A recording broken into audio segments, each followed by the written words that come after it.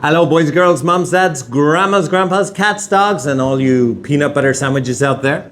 Teacher Paul here, and today we are going to be talking about one of my favorite early simple machines projects. This is the ESM merry-go-round. I like it because it turns so fast and it's such a simple mechanism. It only uses 2 gears. Can you see the gears? I have one big yellow gear here, and then hidden just under here is a blue bevel gear. That's what allows us to change the angle of the force. So when I turn the handle here, that will turn the big yellow gear, which is connected to our blue bevel gear, which turns the seats of our merry-go-round around very fast. I think it's time we built it, don't you? But first, of course, as always, I need to destroy it. Let's talk about all the pieces our merry-go-round project is going to use. Actually, as you can see, it's mostly bricks. So in total, we have 8 4x2 bricks. I have 2 red, 4 yellow, and 2 green. I have 2 8x2 red bricks and 3 4x2 bricks with holes. They're important because the axles are going to go through there. And finally, I have 1 long 10x2 brick, which is going to be used for the seats of our merry-go-round.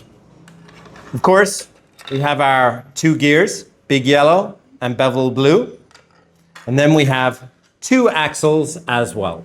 The long blue axle and the short gray axle. Let's see how all these pieces come together to make our merry-go-round. First of all, with our green base, we're going to take 2 8x2 red bricks and place them on our green base, taking care to place them 2 studs from the edge on both sides. Then we fill in the middle of that with a yellow, then a green, and then another yellow brick, like this. Building up taller, we take another yellow brick, another green brick, and another yellow brick. Then we have 1 more level of height we want to build up. So we're adding 2 red bricks on top like that. So far, it looks like a pyramid. Then we are going to take our 2x4 red bricks with holes and place them on top of the pyramid like that. Later, we will push the blue axle through here. But first of all, let's add 1 last brick, our last 4x2 red brick with holes, which goes on top like that. I'll let you get a nice close look at that. Lovely jubbly. Now let's start to build up some of the motion. I'm going to take a long blue axle and I'm going to put it through the 2 red bricks with holes there. On the other side of that, I'm going to place a big yellow gear and a yellow bushing just to hold it nicely in place. Of course, make sure it's nice and loose. When you spin it, it should spin freely. If when you spin it, it gets stuck, that's too tight. So we want to loosen that out a little bit, just like that. Add a handle to the back so we're able to turn it. Lovely. Now here's a place where a lot of people go wrong on this project. We want to put our gray axle on top. On top, we have 3 holes we can choose from. 1, 2, and 3. We want to use hole number 1. This is the hole closest to the yellow gear. If we use hole number 2, then the gears will not touch. So let's go for hole number 1. I put my axle in. It's not stuck in, it can fall out. If I turn it upside down, the axle will just fall out. Don't worry about that. Our merry-go-round is not designed to operate under zero gravity. So then, on top of that, we're going to put our blue bevel gear.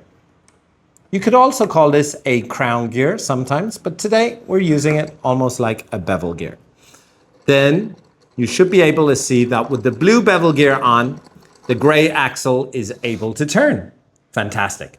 Now, taking care to find the middle hole on our long red brick, which is hole number 5, we're going to place that red brick on.